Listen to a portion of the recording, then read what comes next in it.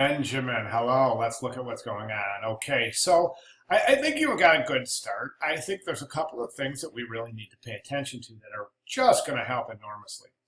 Okay, I think first of all, you're trying to communicate too much with these signals being sent back and forth from the map and these flags and representing your countries.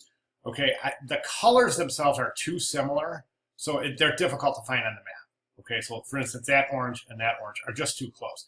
I think this whole setup here is too. I think you're trying to communicate too much with image and symbol than you are with typography, and we'll rectify that in a second.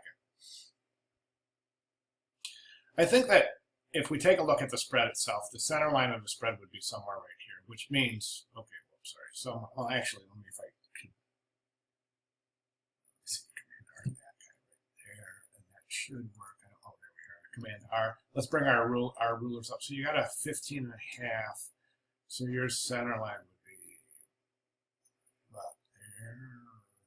15 and a half, 7 and a quarter. There we go. So you can see that your center, that doesn't look right, does it? It is. It is. That's your center line. So let's just back off on this. No, it isn't. And you know what? I don't know why that is. Anyways, that's weird. How that map doesn't work out. It's so strange. Anyway, so let's look at this. This center line here, that would be roughly, I don't know, right there. All I'm trying to get at is that your type is just too close to the fold. So if this is folded, your type is gonna creep right down into that fold, and that's not good. So really try to reduce your margin size. I think right now your text is just pushing all the way to the side. So set up some good margins. Another thing I'd like you to take a look about is this centered type. Now, if you read our chapter and what we've learned so far, centered type with the last line centered it's just not a good way to set type at all. It's just really difficult because you've got the rags on both sides, and then you've got the last line, just last word, if there is a last word, or the last line just kind of dangling in the middle. So it's not considered a good practice.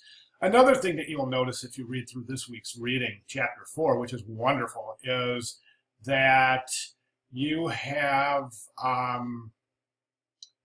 your character count here. Don't brush up on your character count. Okay, you'll find your character count is going to be optimal at anywhere between 50 and 65 characters, and that includes spaces. And some of these you're well over 100.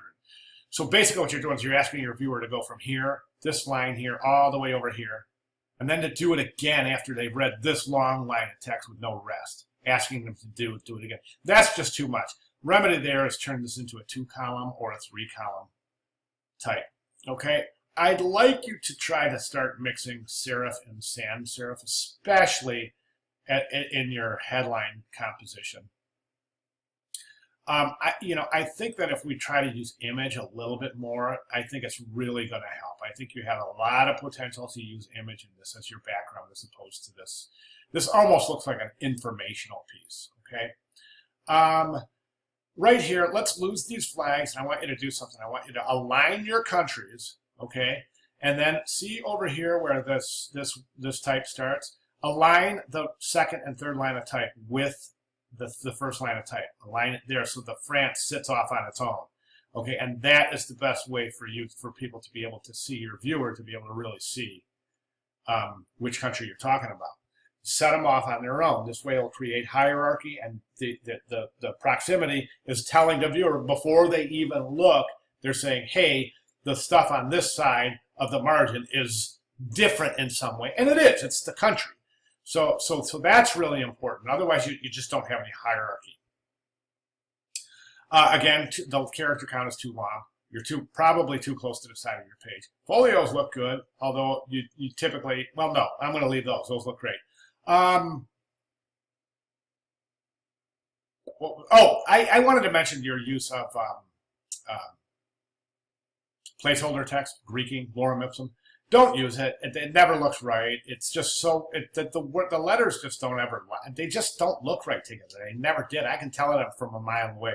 So when I advise students and I talk to companies about hiring and consulting, I advise always put text, live text in. It doesn't matter where you get it. You can get it from any wine magazine.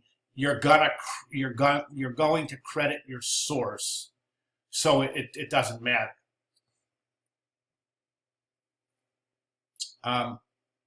Yeah, I just realized my math was wrong. That's why never mind. Okay, so anyways, I was never very good at math, I guess. My center line was wrong. Anyways, so, and then, yeah, 2 columns, maybe 3 columns. Think about a grid, okay? Try to set up a grid and stick with it and really try to, I'm just going to do this way. There's nothing wrong with visual research. I just want to do something really quick. I'm just going to say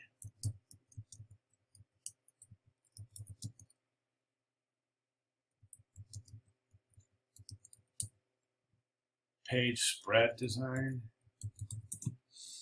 Magazine, wine magazine page spread design is all I did. I was doing an image search to get some ideas. And there's nothing wrong with doing research to get some ideas, specifically so you can see typography and see general page mechanics of how a magazine page works, being headline, subhead, and then the beginning of your text, all aligned to a grid. Okay, and we see that combination over and over and over. Headline, subhead, beginning of the text. Where else? Everywhere. Headline, subheads up top now, and subheads below, and then the beginning of the text. That's a nice little page. You know, there's just so much you can do, and a lot of ideas you can get from Look. I'm not saying copy, but I'm saying use visual research as inspiration. Okay? If you have any questions, please feel free to give me a holler. Thanks, man.